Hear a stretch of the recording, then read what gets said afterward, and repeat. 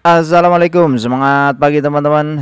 Hari ini IHSG tembus 8.017 ya kondisinya.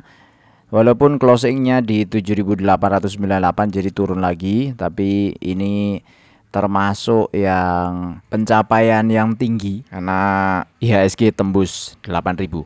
Oke, hari ini saya akan bahas dua saham. Pertama adalah Cita. Jadi ini saham tambang, tapi khususnya adalah tambang bauksit.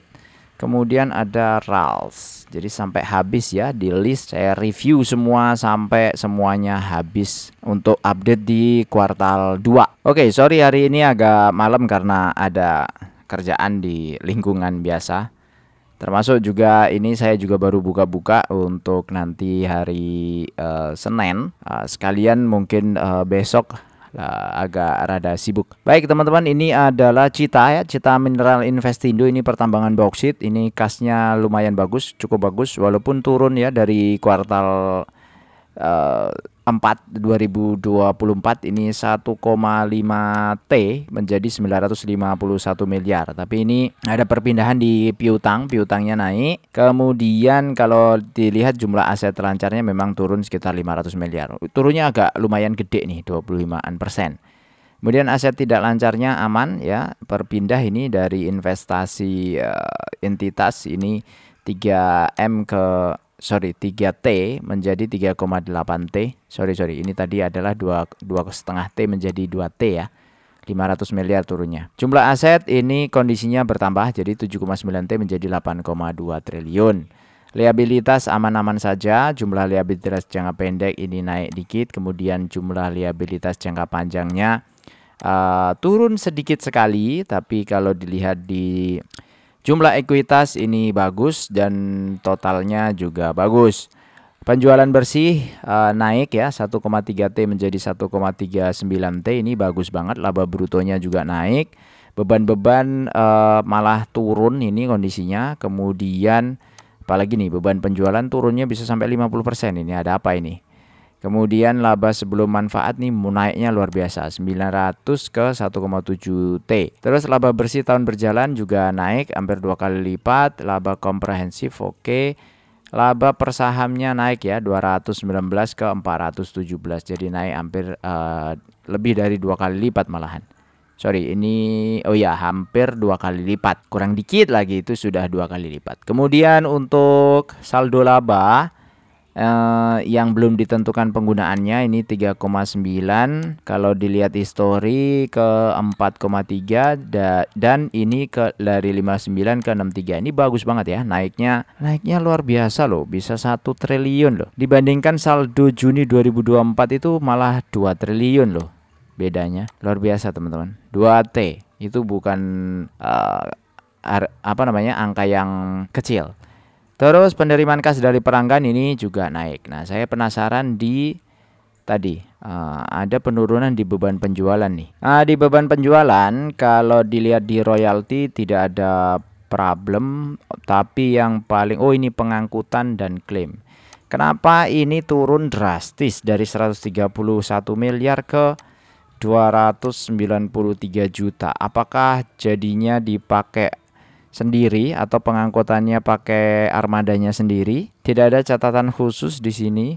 Beban umum administrasi ya ya. Nah, ini pajak dan perizinan. Ini pajak dan perizinan Juni 2024 sampai 29 miliar. Tapi di Juni 2025 itu tinggal 1,7. Mungkin ini waktu itu ada banyak entitas baru ya. Pantes seperti itu sehingga jadinya turun ya. Turunnya drastis ini. Dan ini bagus banget sih. Di laporannya bagus banget. Kasnya juga naik. Di sininya juga turun. Jadi maksudnya beban-bebannya turun. Bagus ini. Oke, nanti kita lihat di perbandingan. Terus kita lanjut ke laporan kedua. Ada Ramayana Lestari Sentosa. Ini kas dari 1,03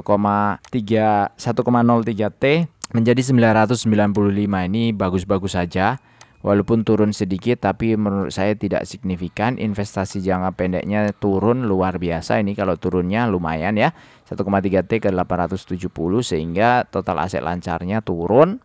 tapi total aset tidak lancarnya naik dikit, sehingga total asetnya turun sedikit ya teman-teman ya. Nggak masalah sih. Kemudian utang usaha ini pihak ketiga turun, total liabilitas jangka pendeknya turun, liabilitas jangka panjang aman, total liabilitasnya turun, dan ini bagus. Kalau liabilitas turun itu bagus. Ekuitas so-so ya, turun sedikit. Ya oke, aman aja. Pendapatan 12 ke 1T. Turun ini lumayan turunnya. Ada sekitar 200 miliar ya. Nggak nyampe sih. Tapi hampir sekitaran itu. Komisi konsinyasi juga turun sehingga 16 ke 15T.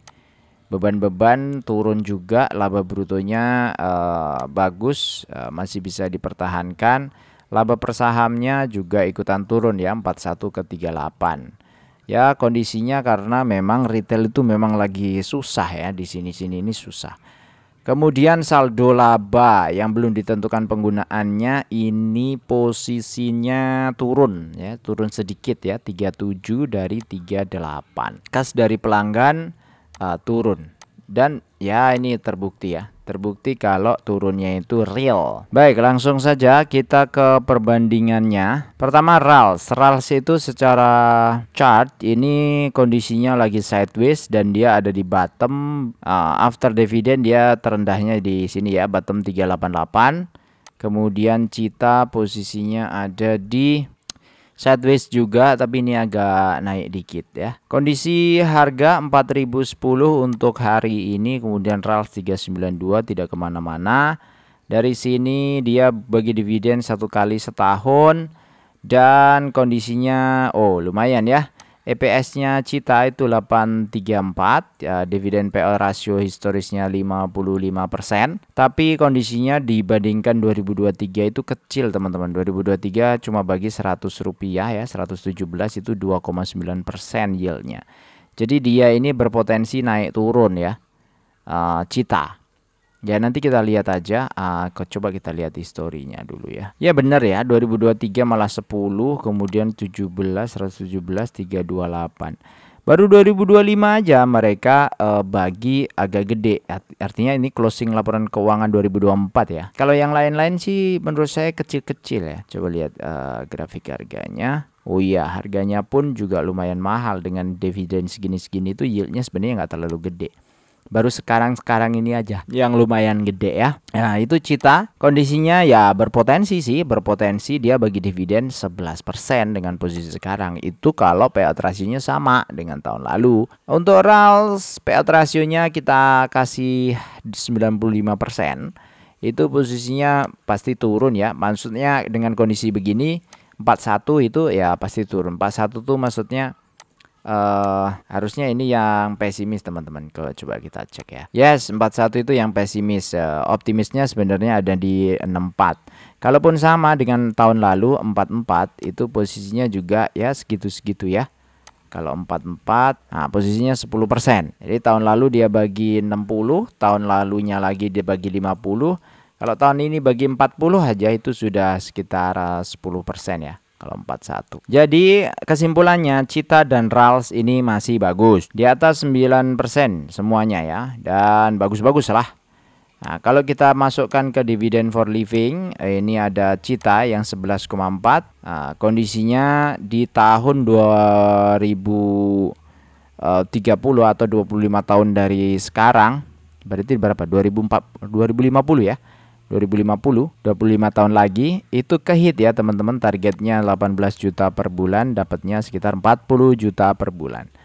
Video-video yang lain mengenai dividen for living ini ada, silahkan cek detailnya, perhitungannya saya sudah pernah share di sana. Semoga bermanfaat. Wassalamualaikum warahmatullahi wabarakatuh. Sorry malam ini agak malam update-nya ya. Bye.